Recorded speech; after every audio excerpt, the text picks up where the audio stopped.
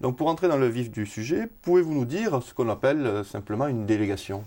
Eh bien, la délégation est un acte de management à part entière et il s'agit pour un dirigeant ou un manager de déléguer une part de son travail quotidien, de son domaine, de son périmètre d'action à un de ses collaborateurs qu'il a soigneusement choisi avant de déléguer, bien sûr. D'accord. Alors quel genre de tâches se délègue?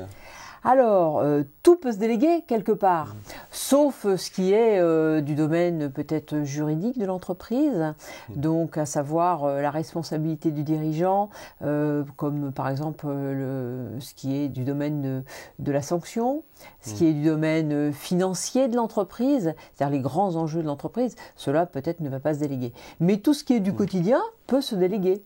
Donc, ah oui, quelque chose qui ne se délègue pas. Ce qui est, disons, les tâches pas valorisantes.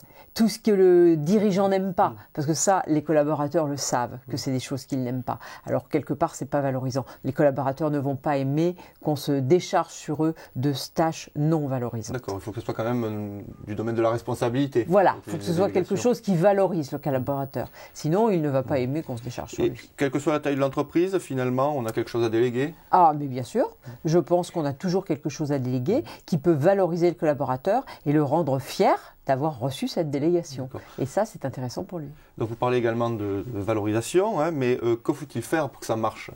Alors, il y a des choses à faire pour que ça marche, bien sûr.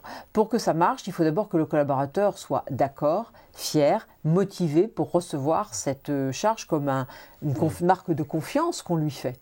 Donc ça, c'est quelque chose qui est valorisant pour lui. Il faut que ce soit pour lui quelque chose d'intéressant, il faut que ce soit un apprentissage.